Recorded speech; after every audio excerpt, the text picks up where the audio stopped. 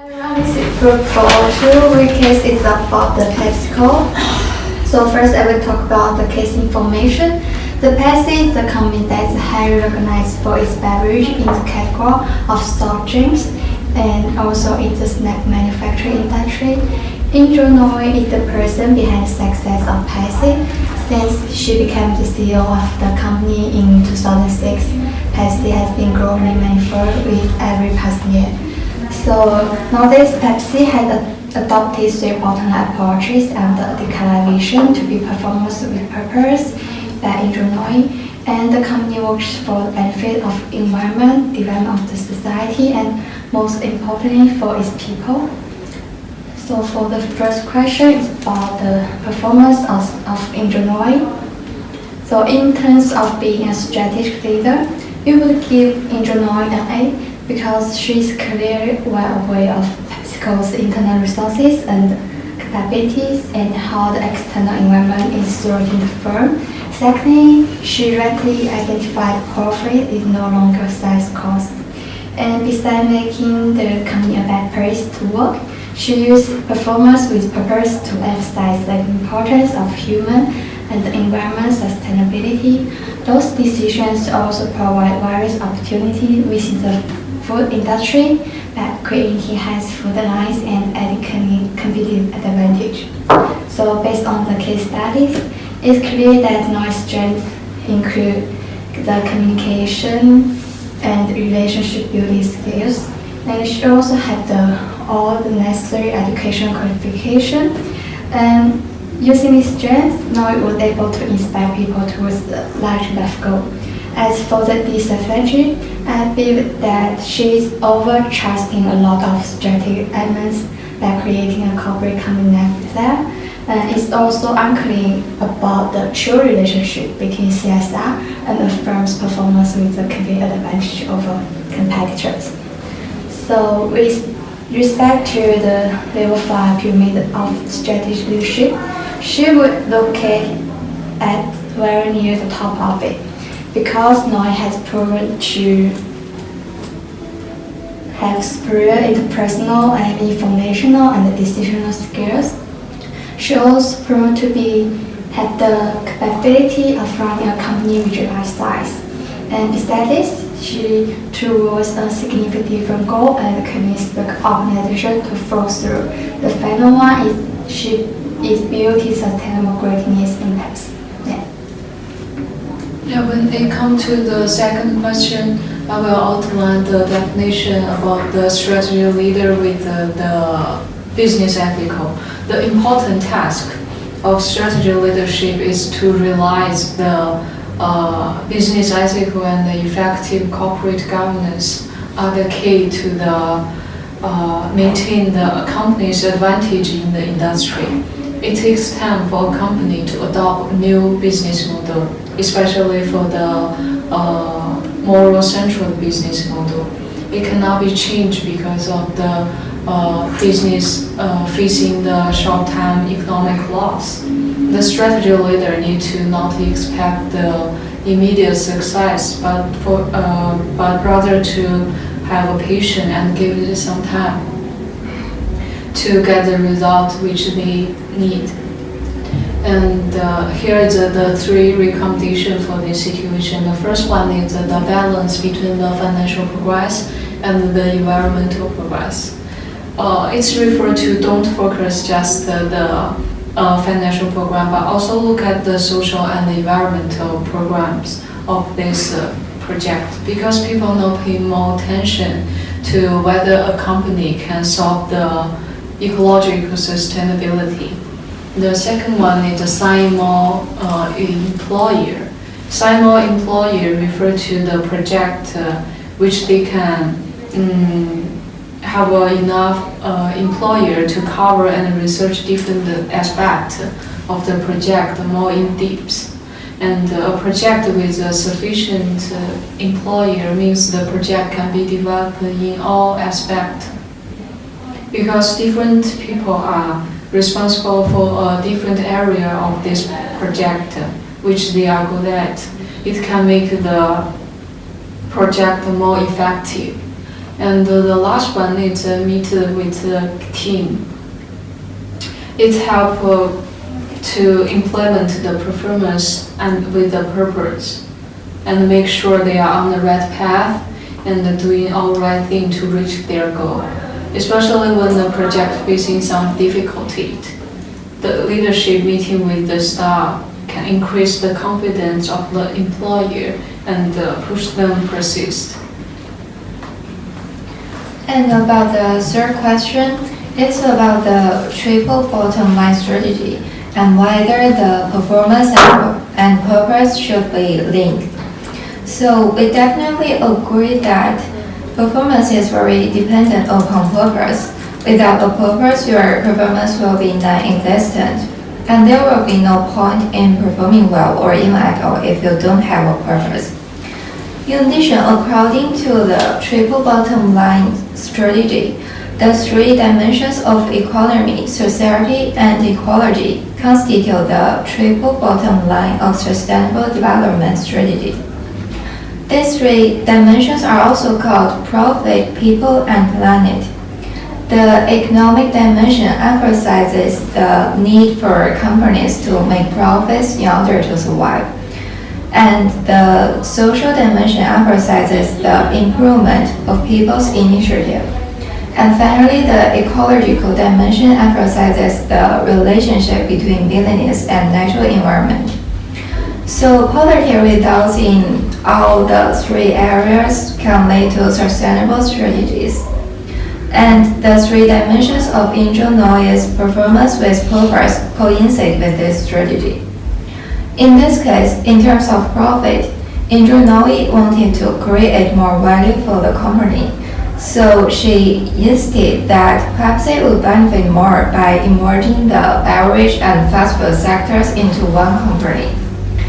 In addition, she also wanted to create a just make a living but also have a live corporate culture.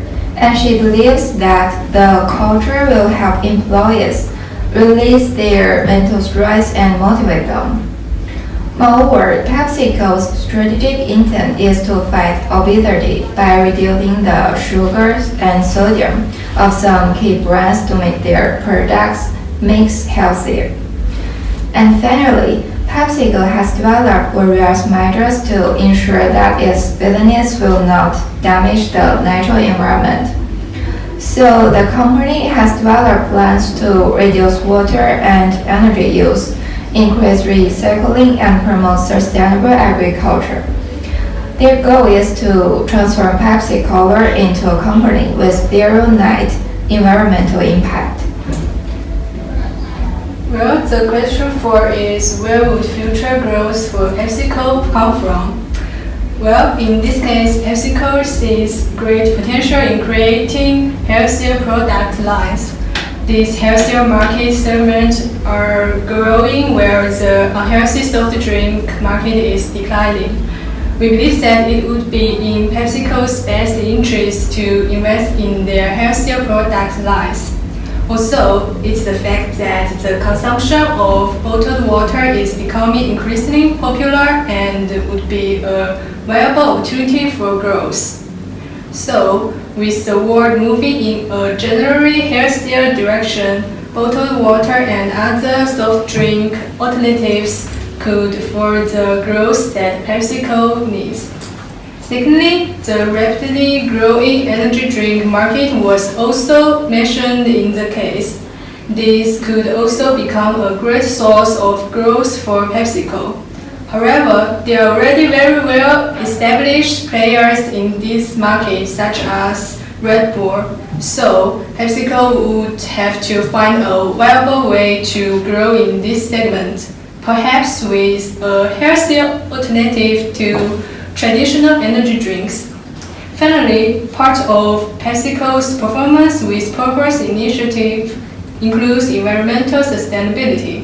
PepsiCo announced that packaging goal for 25% recycled plastic content by 2025. If they are able to decrease the amount of packaging materials that go into their products, they would fulfill this part of their initiative.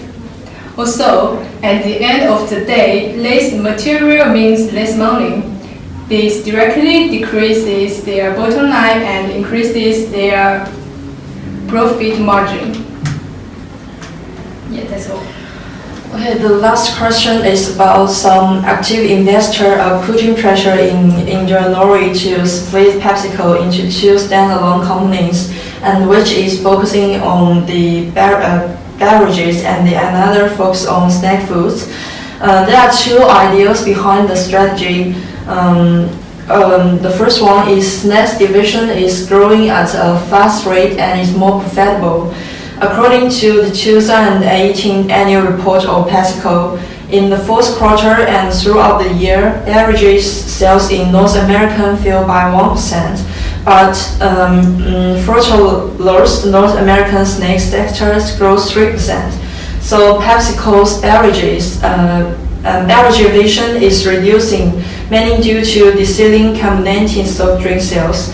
However, the food division is witnessing growth and it can bring more profit to shareholders. And the second idea is spin-off could provide cost benefits and potentially improve profitability. Investors think that a split would allow both beverages and snacks to operate more entrepreneurially, because the goal is to keep corporate overhead down and enable the business to live up to their potential by reducing production costs, because there are some overlap in the perhaps of things like advertising, packaging, and raw materials. The strategy have value for three parts, which are shareholder, consumer, and the other stakeholder.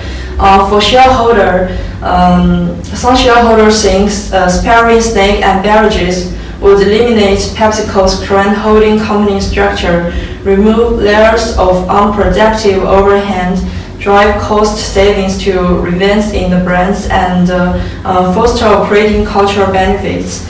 However, PepsiCo think the combination of snack and beverage profits create significant value for shareholders through synergies driven by a common customer base and distribution platform. And for consumer, splitting PepsiCo into two standalone companies may result in lower production costs. So consumers may be able to buy PepsiCo's goods with less money.